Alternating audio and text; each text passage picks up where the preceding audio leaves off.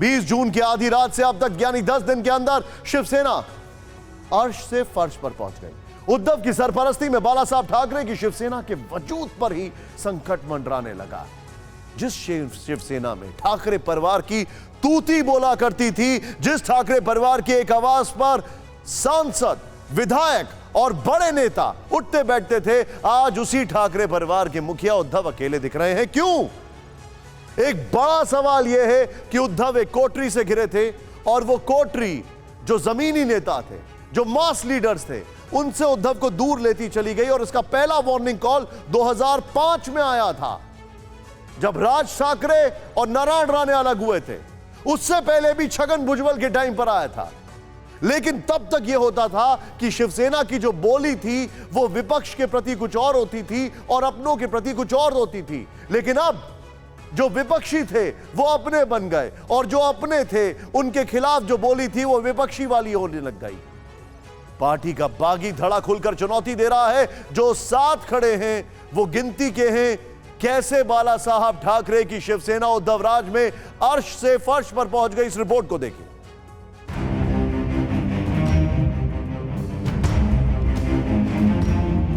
उद्धव ठाकरे के हाथ में आने के 9 साल के अंदर कैसे शिवसेना का ग्राफ नीचे की ओर चला गया, इसका पूरा इतिहास देखेंगे तो हैरानी होगी।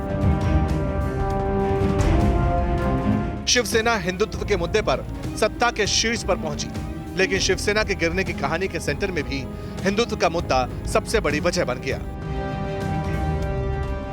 2019 में भारतीय जनता पार्टी और शिवसेना साथ में चुनाव लड़ी। माननीय प्रधानमंत्री जी के नेतृत्व में हमें पूर्ण बहुमत मिला, किंतु चुनाव के बाद शिवसेना के नेताओं ने यह निर्णय किया कि हिंदू हृदय सम्राट शिवसेना प्रमुख बाला साहब ठाकरे जी ने जिन विचारों का जीवन भर विरोध किया, ऐसे लोगों के साथ अलायंस किया। शिवसेना अपने सियासी सफर में जिस दोराहे पर आकर खड़ी हो गई है, उस तरह की उम्मीद कभी किसी ने नहीं की थी। 56 साल पहले 19 जून 1966 को बाला साहब ठाकरे ने मराठी मानुष के नाम पर शिवसेना बनाई।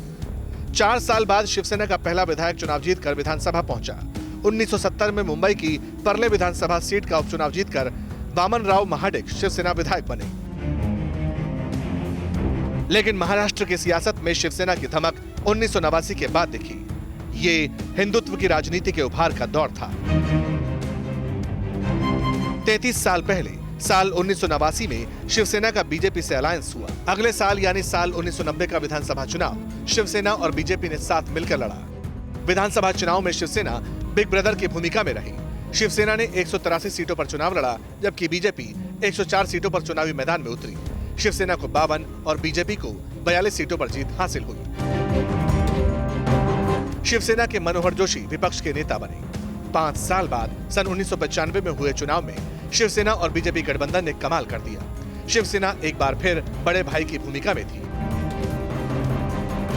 शिवसेना ने 73 सीटें जीती, बीजेपी को 65 सीट मिली। पहली बार महाराष्ट्र में शिवसेना के मुख्यमंत्री के तौर पर मनोहर जोशी ने शपथ ली। बीजेपी के गोपीनाथ मुंडे डिप्टी सीएम बने। इसके बाद अगले 2 विधानसभा चुनाव में शिवसेना बीजेपी अलायंस में शिवसेना ही बड़ी फोर्स बनी रही, लेकिन दोनों पार्टियों में पदों को लेकर टकराव भी शुरू हो चुका था, जो आने वाले सालों में बढ़ता चला गया।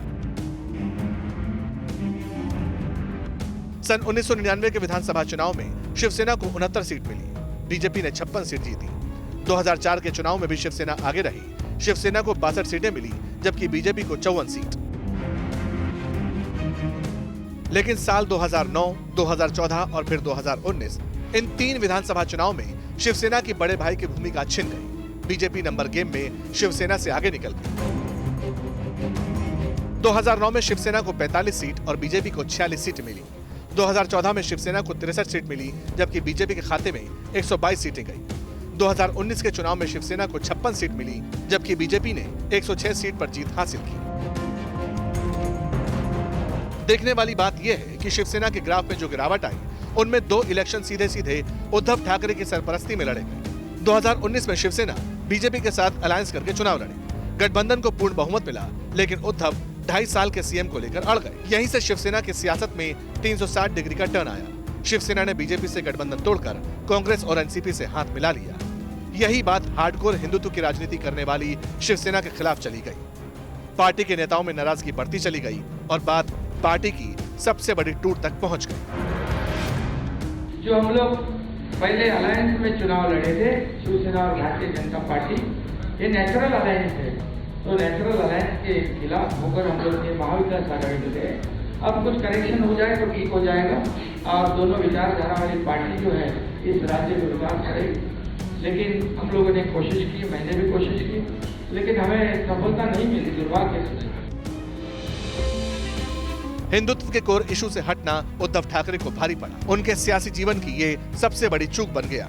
सन 1995 में 73 सीटें जीतने वाली शिवसेना के खेमे में इस वक्त गिनती के 16 विधायक बच गए हैं, लेकिन ये विधायक भी कब तक उद्धव का साथ देंगे, कोई नहीं कह सकता।